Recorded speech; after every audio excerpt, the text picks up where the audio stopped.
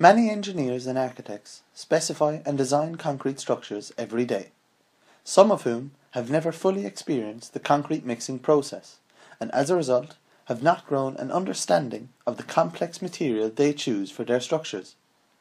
Students are no doubt familiar with finished concrete products. However, a better understanding of the manufacturing process and the limitations of the product can lead to a more efficient, plausible, and better design process. In this video presentation, we will explore the concrete mixing process and identify all the information we can gather from this simple action, the reasons why a higher factor of safety is used when designing in concrete, and the difference between the theoretical specification of concrete compared to what can happen on site. The word concrete stems from the Latin word concrescere, where con means together and crescere means to grow. This essentially describes concrete as a composite material, of which there are four components: sand, aggregate, cement, and water. Just as raw meat and its ingredients must undergo a careful process before they are ready and safe to eat, concrete and its constituents must also undergo a process before it is ready and safe to use. Concrete is made with natural components, such as sand and gravel, and as a result, the strength of the concrete can vary massively depending on the types of sand and gravel that is used.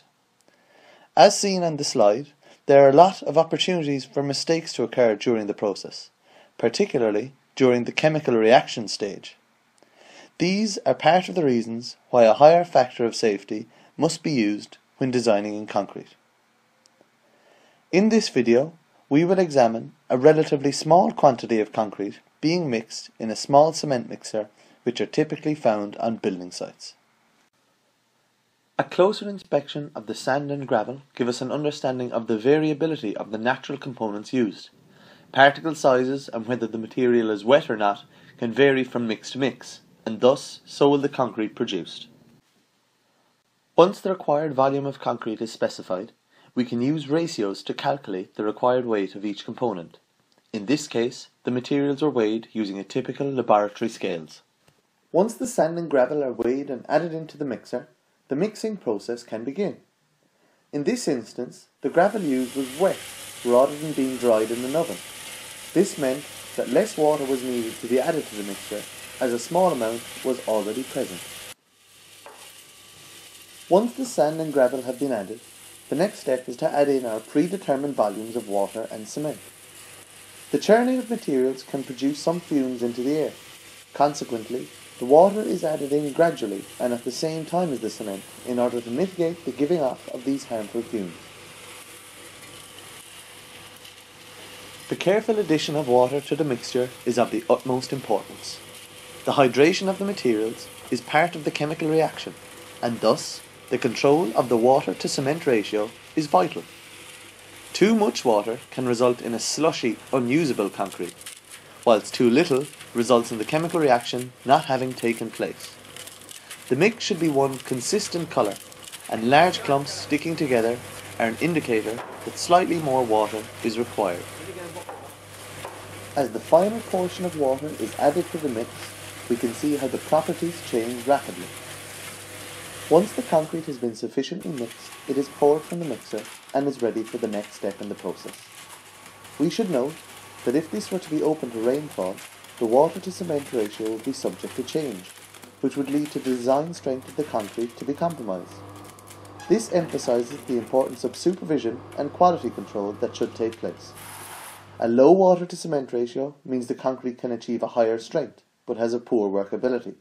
The opposite is said for a high water to cement ratio.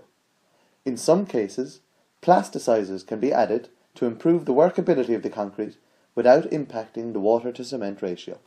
The concrete must now be transported to its desired destination, where it will undergo its curing process. In this instance, the concrete mix is to be used for the casting of a reinforced concrete beam. The shuttering and reinforcement bars were already made up and awaiting the fresh concrete. Bit by bit, the mix is shoveled into the frame, where it is smoothened with a trowel. The scooping of concrete can cause more air bubbles to form in the mixture. These potentially detrimental air bubbles will be dealt with in due course. The workability of the concrete has a large bearing on the means by which it can be poured into a shutter.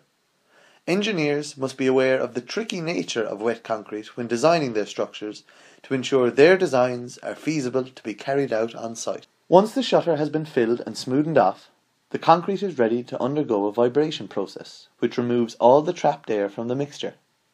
In this instance, the concrete was placed on a vibrating table. However, on site there are a variety of means by which the concrete can be vibrated. This image shows how the water and air rise to the top of the mixture, as the vibration process essentially compacts the concrete into the shuttering. It is vital that this surface water is not removed, as to do so would tamper with the water to cement ratio of the mixture. The shuttering can be removed after a number of days. Concrete will continue to gain strength for about 5 years. However, after 28 days, despite only being at 80% of its final strength, it will reach its specified strength. Having now witnessed the concrete mixing process, let's assess what we have seen. We have grown an understanding of the variability of concrete due to the natural materials used in its process. We have seen the difference between the theoretical specification of concrete compared to what happens on site where components are chucked into a machine, and thus the risk that this entails, such as poor workers, unreliability, and unfavourable weather conditions. We have become aware of the limitations of concrete design, particularly due to the rigorous shuttering processes which are required. We have also become more sensitive to the importance the water-cement ratio has on the concrete. In summary, we have learned the concrete manufacturing process is far from the simple and straightforward routine some engineers and students think it to be. It is a complex and difficult process to get right, which requires extensive supervision and quality control to avoid catastrophic failures.